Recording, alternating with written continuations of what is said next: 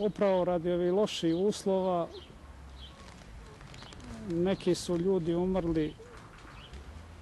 Rakanović Uroš, Odžaković, mislim da je Zoran, Čeranić Mato, Čajević je nestao, je li umro ili je, ne znam tačno, i još neki drugi.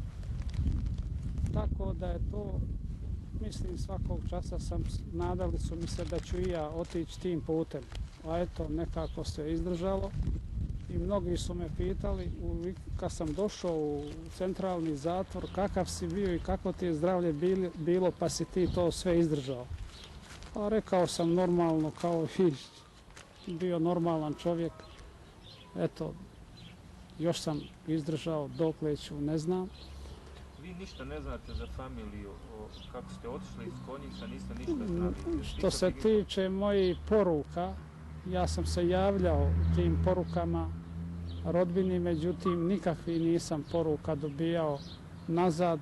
Sumnjam da su i otišle i poslije godinu i 4 mjeseca, dakle već sam bio u centralnom zatvoru, dobio sam poruku od brata iz Smedereva gdje mi je saopštio da mi djeca nisu živa, da mi je majka umrla,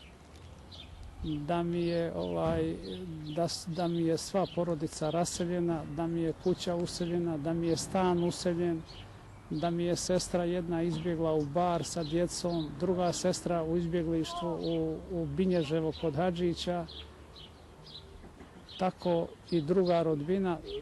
To saznanje o tragediji još više me ubilo, utuklo, ali moram reći istinu.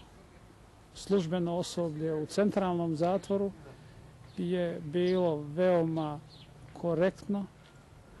Omogućili su mi da stalno mogu da ležim. Nisam mogao ništa ni da radim. Bio sam oslobođen svih tih redastava i tih dužnosti. Međutim, vrlo je bilo teško, rekao bi, više jedno psihičko iscrpljivanje od strane ovih zatvorenika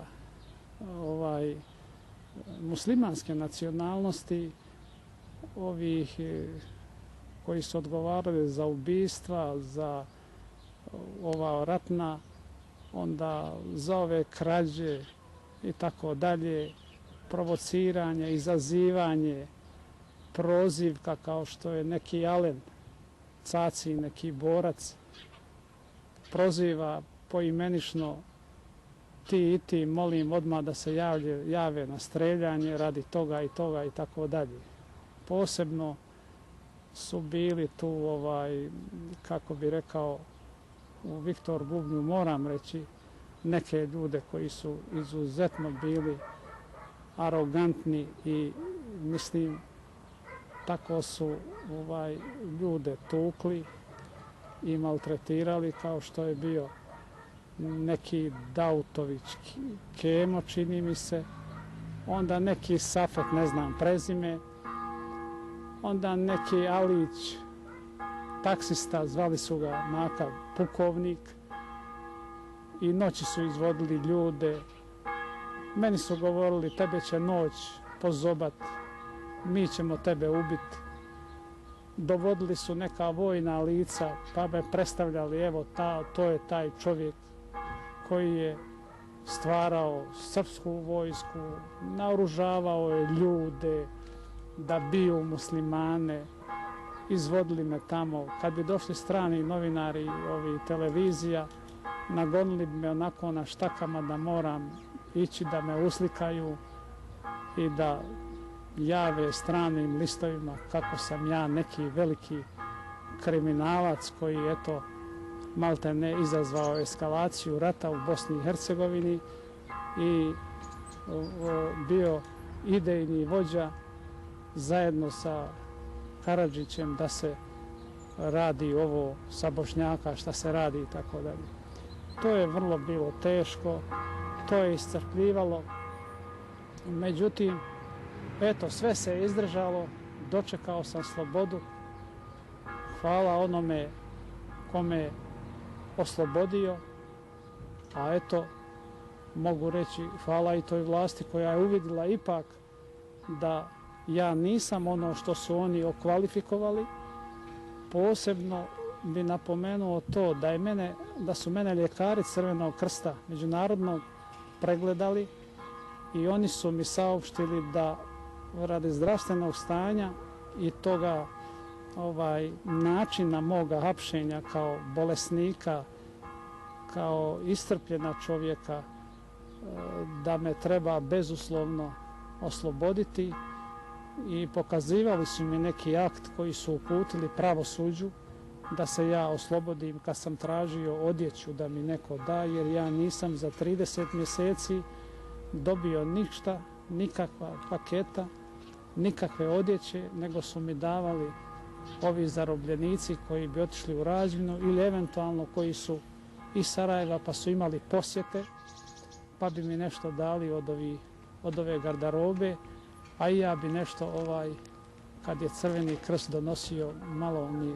hrane, ostavio neku konzervu, pa bi za tu konzervu uzeo od nekoga košulju i tako dalje. Dakle, nisam to pojeo, mada mi je bilo to potrebno da pojedem.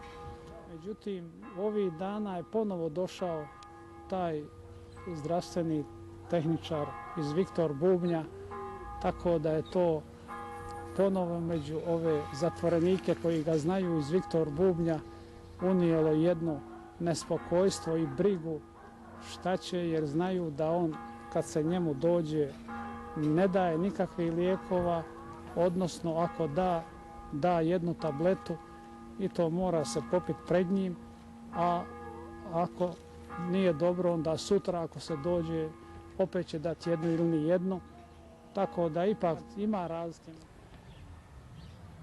Vrlo je tužno prisjećanje na to hapšenje.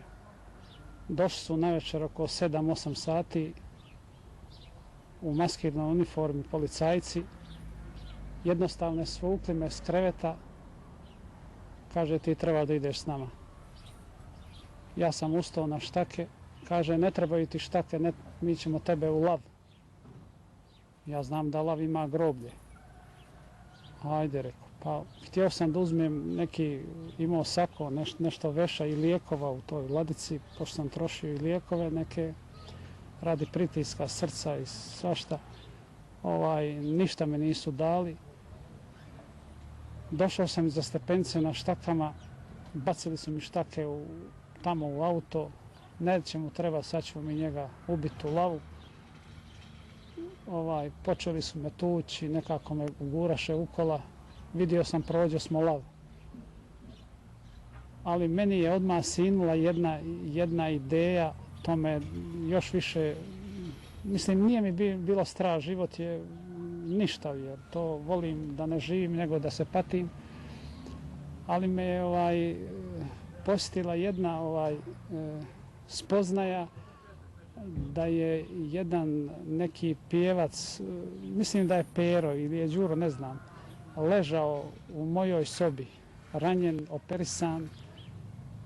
Poslije kad sam ja otišao na internu iznad traumatologije, pošto sam bio ko bajagi lakši bolesnik da se previjam, drugi su dolazili i kad sam bio ispred dole, sjedio na klupi, policajci su nešto razgovaraju, kaže bit će njemu koji pjevcu, njega sada crvi jedu tamo u lavu. Pošto sam ja bio bolesnik traumatologije, išao sam dole da promijenim pidžamu i ušao u sobu, vidio sam sve bolesnike, nema toga Pere.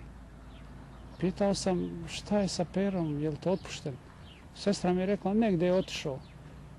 A povezao sam ovu priču policajac, prema tome on je jednostavno nestao, pojeo ga mrak. Vidio sam kola prođoše mimo lav, kažu ovi policajci, jedan udari pozadi, ti si bio u SDS-u, ti si tako dalje, da ja ne ponavljam stvari. Mi ćemo njega, kaže, u Miljacku, dole gdje smo i one bacali. Međutim, ne baciše u Miljacku, dovedoše me u centralni zatvor.